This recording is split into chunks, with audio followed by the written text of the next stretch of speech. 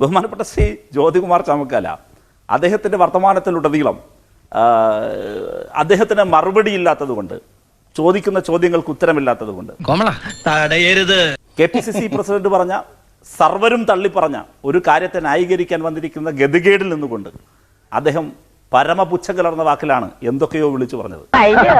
പച്ചവെള്ളം ചവച്ചു കുടിക്കണ പഞ്ചപാവം. അദ്ദേഹം ചരിത്രത്തിലെ കുറെ സംഭവങ്ങളാണ്, എന്തൊക്കെയല്ല അങ്ങ് വിട്ടുപോയ ചില കാര്യങ്ങൾ ഞാനും പറയാം.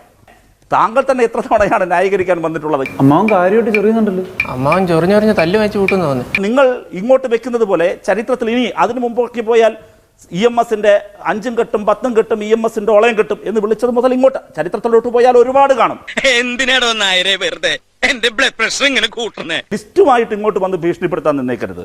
ലിസ്റ്റ് വെച്ചാല് ഏത് തൂക്കത്തിലും നിങ്ങളുടെ നാവിൽ നിന്നും വന്ന വികട സരസ്വതികളെ കുറിച്ച് പറയാനായിരിക്കും, വികലമായ വാക്കുകളെ കുറിച്ച് പറയാനായിരിക്കും കൂടുതലുണ്ടാവും.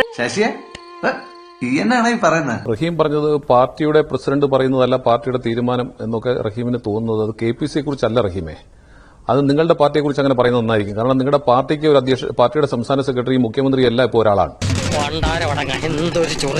ഡിവൈഎഫ്ഐയുടെ സംസ്ഥാന സെക്രട്ടറി ഇപ്പോൾ ഒരാൾ തന്നെയാണ്, പിണറായി വിജയൻ തന്നെയാണ്. അത് ഞങ്ങൾക്ക് വളരെ ബോധ്യമാകുന്നുണ്ട്.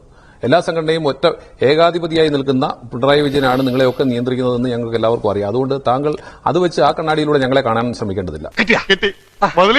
ഞാനെന്ന ഭാവം എന്നൊക്കെ അദ്ദേഹം പറഞ്ഞു KPCC പ്രസിഡന്റിനെ സംബന്ധിച്ച്. ഒരു ഭാവവും ഇല്ലാത്തൊരു മുഖ്യമന്ത്രിയാണ് നമുക്കുള്ളത്. കണ്ടാൽ നമുക്ക് എന്ത് പഞ്ചപാവമാണ്, കഷ്ടം. ഞാൻ ഇതൊന്നും പറയുന്നില്ല, ഇതൊക്കെ ജനങ്ങൾ കേട്ടുകൊണ്ടിരിക്കുകയാണ്, കണ്ടുകൊണ്ടിരിക്കുകയാണ്, അവർ തീരുമാനിക്കട്ടെ. ഞാൻ അതിന്റെ വിശദാംശങ്ങളിലേക്ക് ഒന്നും പോകുന്നില്ല. അത് ജോറായി, എനിക്കിഷ്ടായി. മുല്ലപ്പള്ളി രാമചന്ദ്രൻ എന്തായാലും സംസ്ഥാനത്തെ മുഖ്യമന്ത്രിയോ മറ്റു മന്ത്രിമാരെയോ ആരെയും നികൃഷ്ടജീവി എന്ന് വിളിച്ചില്ലല്ലോ റഹീമെ? വിളിച്ചോ? ഇല്ല.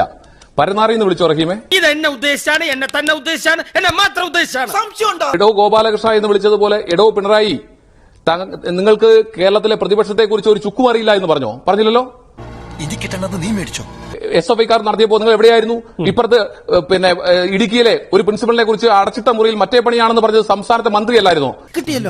എവിടെയായിരുന്നു നിങ്ങളുടെ DYFI? താങ്കൾ എവിടെയായിരുന്നു? DYFI സംസ്ഥാന സെക്രട്ടറി അല്ലേ? BJPക്കാരാണെങ്കിൽ നാഥുറാം ഗോഡ്സെക്കെതിരെ ഗോഡ്സെക്ക് വേണ്ടി പോലും ക്ഷേത്രം പണിയാനുള്ള തിരക്കിലാണ്. DYFIയുടെ സംസ്ഥാന സെക്രട്ടറി ആണല്ലോ റഹീമെ താങ്കൾ.